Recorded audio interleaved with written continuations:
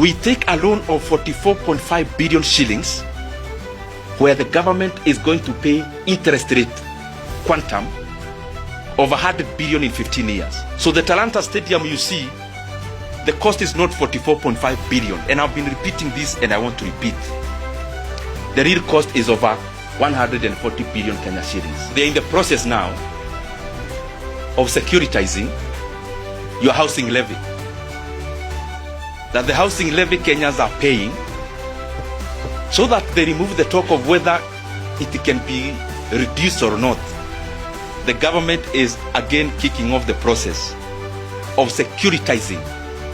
Securitizing is just a heavy word to confuse Kenyans. Of borrowing through mortgaging the housing levy. So they are collecting it in advance. Infrastructure fund is only a composition of two things. Sale of government assets, including Safaricom, and more borrowing. All the other hurabalo you hear, the bottom line is that, as we talk with you here, Kenya is borrowing 1.25 trillion Kenya shillings in the official book of loans. So Kenya is borrowing 3.5 billion shillings every day, including today. It is important we zoom into all the transactions that are happening in Kenya of late. I saw the other day a Tanzanian company with a Kenyan unit called Kalahari Cement buying the stake in East African Portland Cement that belonged to NSSF, again taking it for a song. Why is this massive interference with NSSF? That a person who is not Kenyan can see value in East African Portland Cement that NSSF, that is investing workers' resources, cannot see in a local company. We must be vigilant. Otherwise, within a very short time, we are all going to regret as Kenyans, because we'll have nothing to hold on to. Everything will have been torn down in terms of sold for nothing, and you'll have no fallback position. And on the same, I have been saying, and I want to repeat, there is a new jargon in town called infrastructure fund. Infrastructure fund is only two things, and Kenyans should know that. One was sale of Safaricom, which is now Adawi.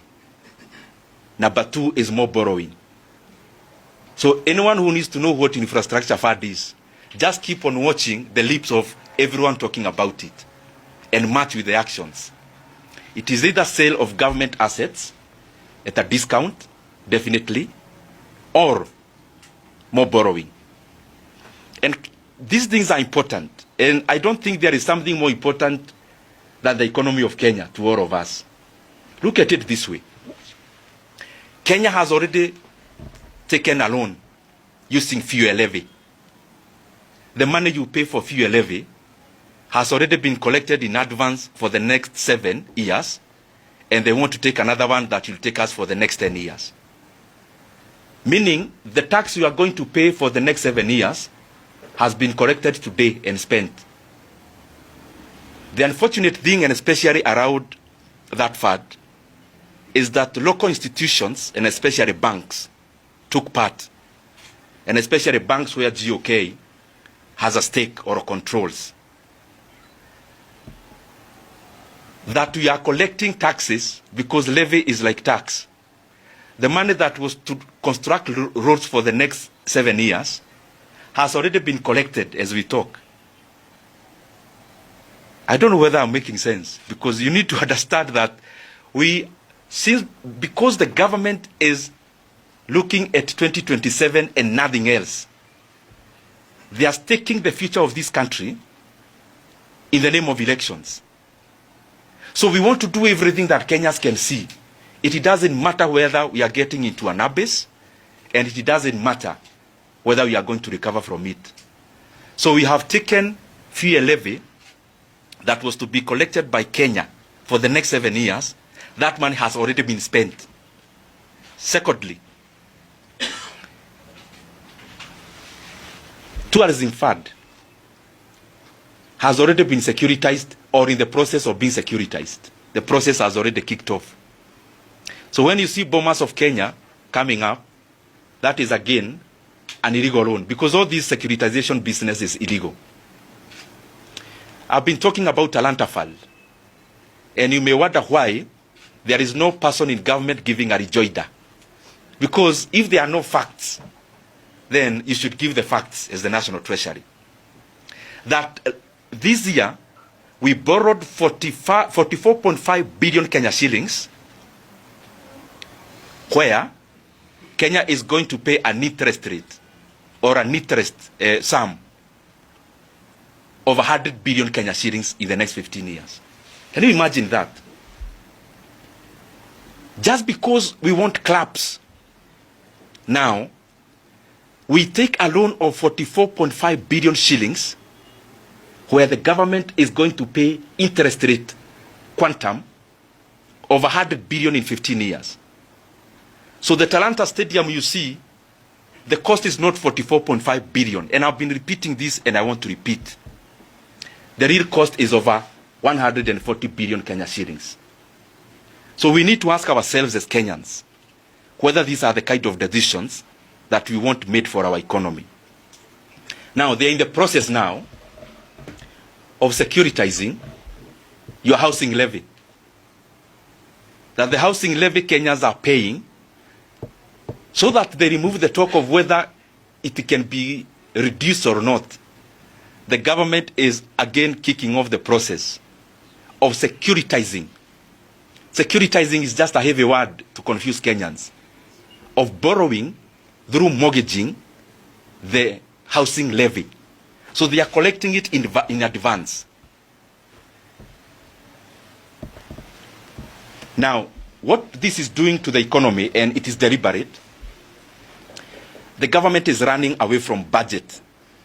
They want to control development in another book called Infrastructure Fund. And I just want to repeat, Infrastructure Fund is only a composition of two things. Sale of government assets, including Safaricom, and more borrowing. All the other hurabalo you hear, the bottom line is that. Now, let me interest you something else as I finish. As we talk with you here, Kenya is borrowing 1.25 trillion Kenya shillings in the official book of loans. 1.25 trillion Kenya shillings per year in the official loan book. So Kenya is borrowing 3.5 billion shillings every day, including today. By end of today, Kenya will have borrowed a net of 3.5 billion. And a net here, I have not included the money the government is borrowing to pay previous loans.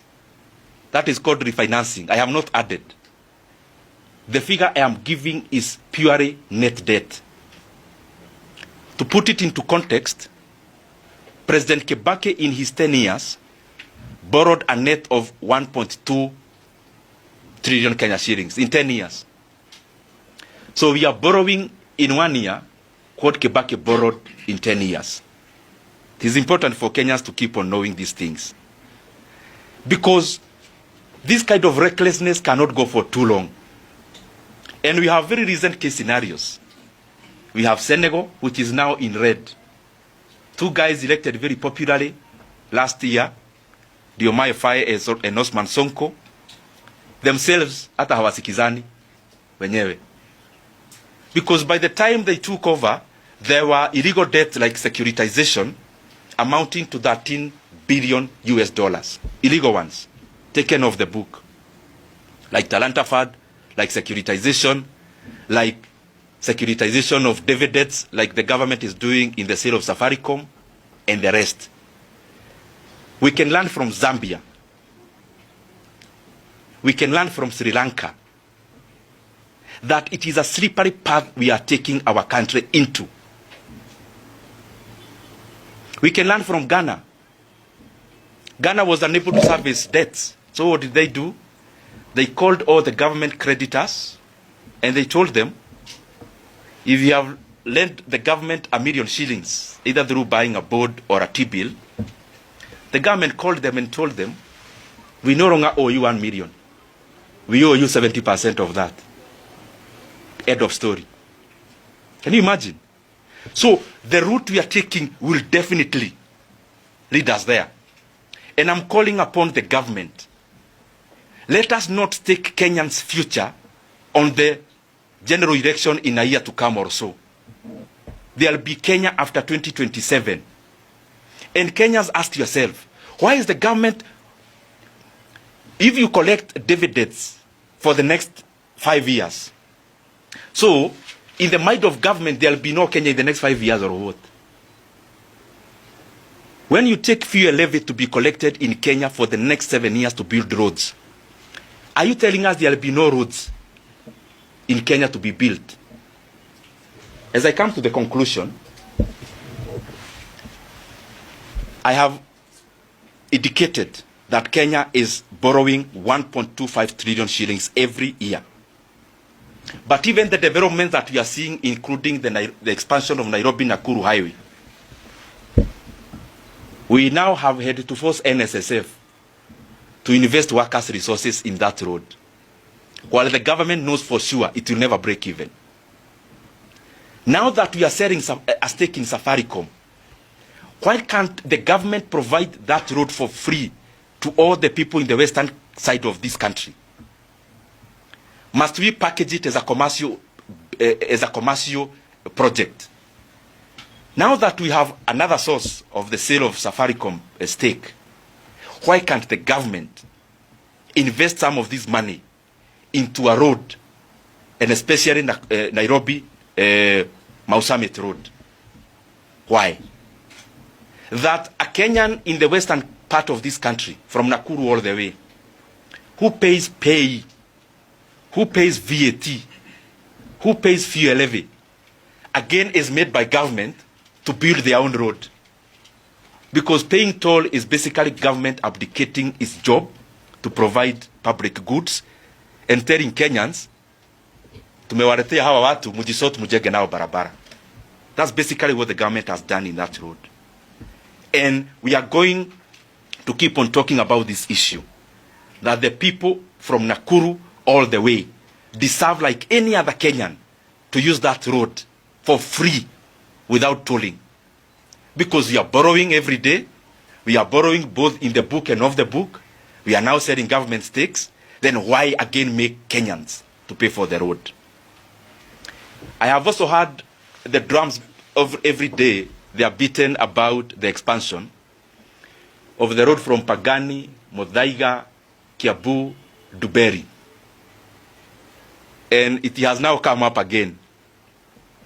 I want to request you, my brothers and sisters, go to your own files in terms of the media files, previous ones.